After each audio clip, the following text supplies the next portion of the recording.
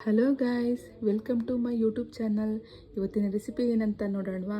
ಹೆಲ್ತಿಯಾಗಿರೋ ರುಚಿಕರವಾಗಿರೋ ಪುದೀನ ರೈಸ್ ಹೇಗೆ ಮಾಡೋದು ಅಂತ ನೋಡೋಣ ಬನ್ನಿ.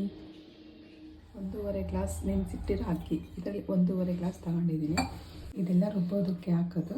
ಪುದೀನ, ಕೊತ್ತಂಬರಿ, ಒಂದು 10 ಹಸಿಮೆಣಸಿನ್ಕಾಯಿ, ಶುಂಠಿ ಬೆಳ್ಳುಳ್ಳಿ ಪೇಸ್ಟ್ ಮೊದಲೇ ಮಾಡ್ಕೊಂಡಿದ್ವಿ, ಹಂಗಾಗ್ಬಿಟ್ಟು ಶುಂಠಿ ಬೆಳ್ಳುಳ್ಳಿ ಪೇಸ್ಟೇ ಹಾಕ್ಕೊಂಡಿದ್ವಿ. ಕಡೆಗೆ ಫಸ್ಟಿಗೆ ಗರಂ ಮಸಾಲ ಹಾಕಬೇಕು.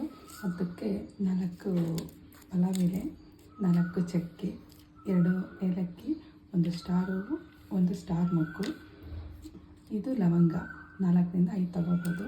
ಇದು ಕೂಡ ಒಗ್ಗರಣೆಗೆ ಅರ್ಧ ಬಟ್ಲು ಎಣ್ಣೆ ತೊಗೊಂಡಿದ್ದೀನಿ.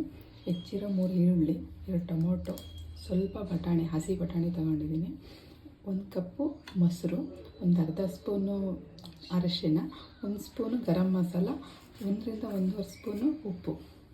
ಇವಾಗ ರುಬ್ಬೋದಕ್ಕೆ ಹಾಕ್ತಿದ್ದೀನಿ. ಪುದೀನ, ಕೊತ್ತಂಬರಿ, ಹಸಿಮೆಣಸಿನ್ಕಾಯಿ ಇದೆಲ್ಲ ತೊಳೆದಿಟ್ಟಿದ್ದೆ, ಮುಂಚೆ ತೊಳೆದಿಟ್ಬಿಟ್ಟು ಹಾಕಿದ್ದೀನಿ. ಶುಂಠಿ ಬೆಳ್ಳುಳ್ಳಿ ಇದ್ದರೆ ಹಾಕ್ಬೋದು, ಇಲ್ಲಾಂದರೆ ಪೇಸ್ಟ್ ಇದೆಯಲ್ಲ ಹಂಗಾಗ್ಬಿಟ್ಟು ಹಾಕಲ್ಲ, ರುಬ್ಬಕ್ಕೇನು ಹಾಕಲ್ಲ.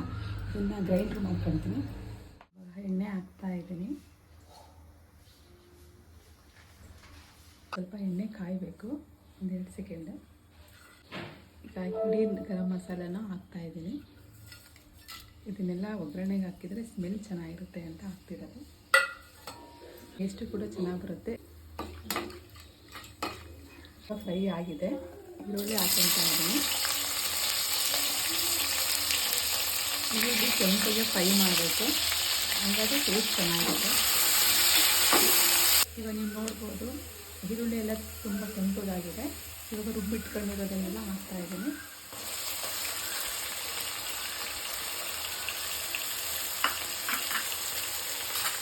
ಶುಂಠಿ ಬೆಳ್ಳುಳ್ಳಿ ಪೇಸ್ಟ್,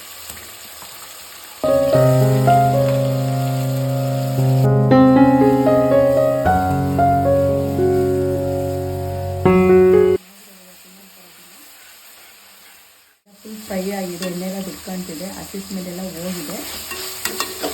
ಈಗ ಟೊಮೊಟೊ ಹಾಕ್ತೀನಿ. ಒಂದು ಮೀಡಿಯಮ್ ಸೈಜ್ 2 ಟೊಮೊಟೊ ಆದರೆ ಸಾಕಾಗುತ್ತೆ. ಇದು ಚೆನ್ನಾಗಿ ಫ್ರೈ ಆಗಬೇಕು.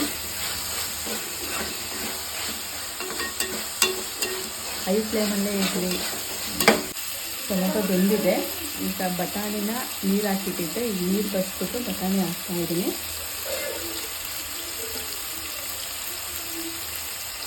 ಬಟಾಣಿ ಹಾಕ್ಬೇಕು. ಇದು ಹಸಿ ಬಟಾಣಿ ಆಗೋದ್ರಿಂದ ಬೇಗ ಬೆಂದ್ಕೊಂಡಿರುತ್ತೆ. ಇನ್ನೊಂದು ಟೈಮ್ ಎಲ್ಲ ಪೂರ್ತಿ ಎಲ್ಲ ಖಾರ ಮಸಾಲ ಹಾಕ್ಬೇಕಲ್ಲ, ಹಂಗಾಗುತ್ತೆ 2 ಟೈಮ್ ಮಡಿಸ್ಬೇಕು. ಈಗ ಸ್ವಲ್ಪ ಅರಿಶಿನ, ಗರಂ ಮಸಾಲ ಇಟ್ಕೊಂಡಿದ್ದಲ್ಲ, ಗರಂ ಮಸಾಲ ಅಂದರೆ ಉಪ್ಪು,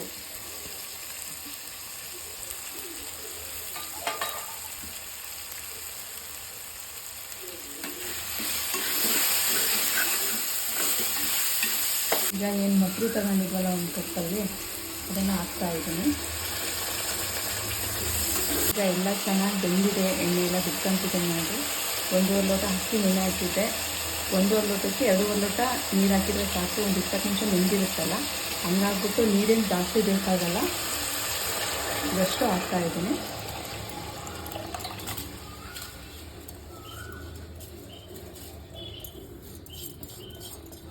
ಮಾಡಿ ನೋಡಿ, ಚೆನ್ನಾಗಿ ಬರುತ್ತೆ. ಟೇಸ್ಟ್ ಹೆಂಗಿದೆ ಅಂತ ಹೇಳಬೇಕು ಮಾಡಿ.